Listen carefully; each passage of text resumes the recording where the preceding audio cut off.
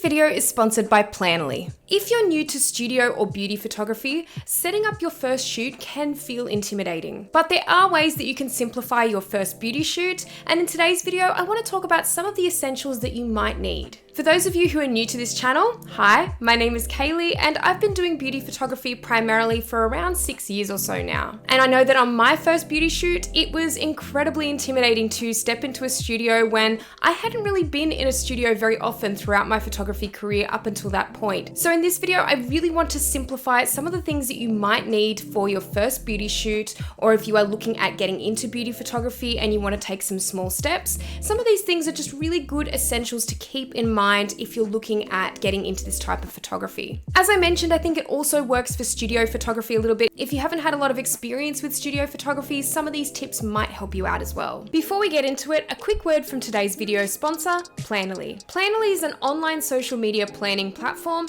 a one-stop shop for all of your content creation needs. One of my personal favorite ways to optimize my photography content on social media is by using Planoly's hashtag manager. Not only can you save hashtags into dedicated groups for easier future access, but you can also do your hashtag research from the ease and comfort of the Planoly interface. Get the most out of your social media this year by utilizing Planoly. For 30% off all annual plans, make sure to use the code Kaylee30 and click the link in the description box below to learn more. Now, back to the video. So I think one of the main questions that people often ask when they're looking at getting into beauty photography is obviously what lens do you shoot with? But another question that I always get asked is what lighting should you use? There's not really any right or wrong answer to this, but I do think it's best to simplify when you're in the beginning stages of getting into beauty photography or studio photography for that matter, and make things as easy as possible for yourself. Obviously, you want to learn and grow over the process of getting into beauty photography, but I think for your first beauty shoot, it's really important to keep things a bit more simplified. And the funny thing is with beauty photography, a lot of the time the setups can be very simple. And I think a lot of people don't realize this when they're getting into beauty photography. They think that there's about 5 or 6 lights around, and yeah, you can totally do those kinds of setups. But in my own personal experience, I quite often shoot with just 1 or 2 lights. So in saying that, I think one of the first essentials that you'll need for your first beauty shoot is either a 1 light setup or use natural light. And it's also funny because I think most people don't really think of natural light when it comes to beauty photography. It's probably not the first thing that crosses their mind. They're probably thinking about strobes and how many should I use, what kind of setup should I have, but some of my favorite beauty images have been taken using natural light, and I cannot recommend shooting in natural light for beauty enough. Now, I think if you want to push yourself a little bit further, sometimes using a strobe setup will help you to kind of gain more skills in that area, and that's totally fine too. So for this, I'd really recommend just a 1 light setup to start off with, maybe using a reflector or some polyboards if you're looking at booking a studio, or if you're just in a simple room or an at-home studio, just keep a really simple setup and maybe use a single light as a fill light or just as the main key light as well, and kind of create some interesting shadows that way. It really depends on the style of beauty shoot you're going for, but I definitely feel that using a 1 light setup is the way to go. And using a modifier like something like an octabox is really good for this as well, because it's going to give you a very even spread of light. It's going to be quite filtered and flattering, and it's just a very versatile lighting setup. So just a single light setup with an octabox is one that I would really recommend. As I mentioned as well, you can definitely go to natural light, and I really love using natural light for beauty photography. I find that one of the best ways of using natural light for beauty photography is actually in full sunlight, and I really love the shadows that this creates, but I also think it picks up skin texture really well, so you get that really sharp, beautiful quality in the skin tone as well. Now, this sort of light might take a little bit of experimenting to kind of get right for your photographs,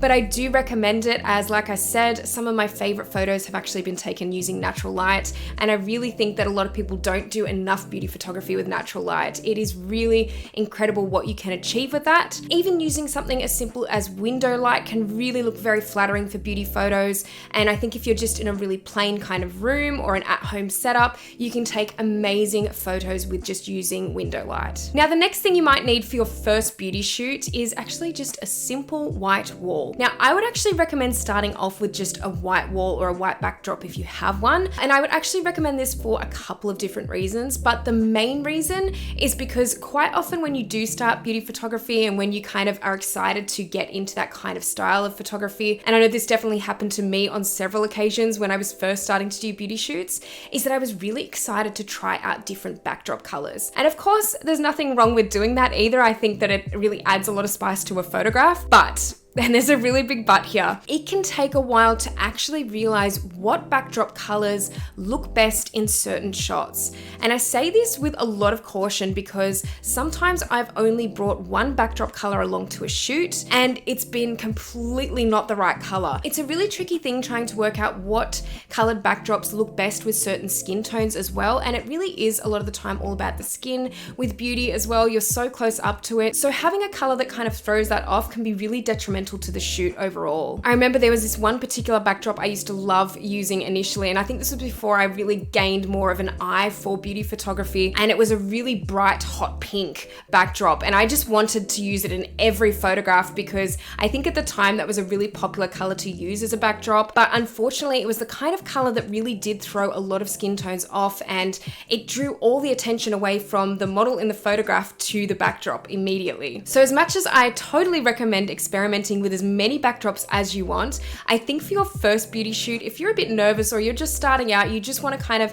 experiment a little first off, stick with a white wall or a white backdrop, because once you start to learn composition for beauty photography and you'll start to learn the lighting a little bit more, using a white backdrop is really easy to kind of focus on that, and it sort of takes the emphasis away from the colors in the shot and more just kind of developing your eye to look at the lighting, to look at the shadows, to look at the posing. And as I mentioned, composition is a really important one. I think a lot of people don't realize that composition is so different when you are photographing beauty to when you're photographing fashion and other portraits. You are a lot close up to a model's face, and sometimes to the point where you're only working with their face. So composition techniques are very different for this, and I find the best way to start off really honing in on that and focusing on that a bit more is to kind of just tone down the backdrop and really focus on that and the lighting and really practice with that more so. These types of shots can really work in a portfolio if you're just starting out as well, because it's really showing a little bit more of a natural vibe to your work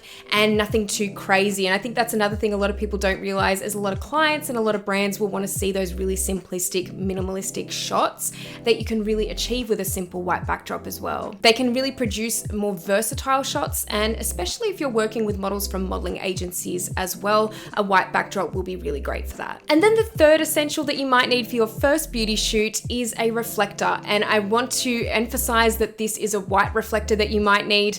I don't recommend using a silver or gold reflector for beauty shots, especially when you're just starting out, as this can actually hinder your shots again. And I've actually spoken about this in a really recent video where I talked about some mistakes that people make with beauty photography. And one of those things that I actually made when I was just starting out with beauty was that I tended to use a silver reflector, and that tended to create a metallic look on the skin tone. It just bounced the light everywhere. It wasn't that flattering, and I think in the end it just wasn't something that I realized that I should have been using for the majority of my shots. It's a very stylized look that you get when you use a gold or silver reflector, but using a white reflector is a really great way to easily bounce light back into the model's face or to create an extra catch light in the eyes, which can look really, really pretty. So I highly recommend just investing in a really cheap white reflector. You can get them pretty much anywhere from Amazon or online, and they're just really, really handy for a lot of shoots. I mean, I've used my reflectors just countless times. I pretty much use them on most shoots that I do because I think that it adds that extra catch light that I was talking about before, which I really love,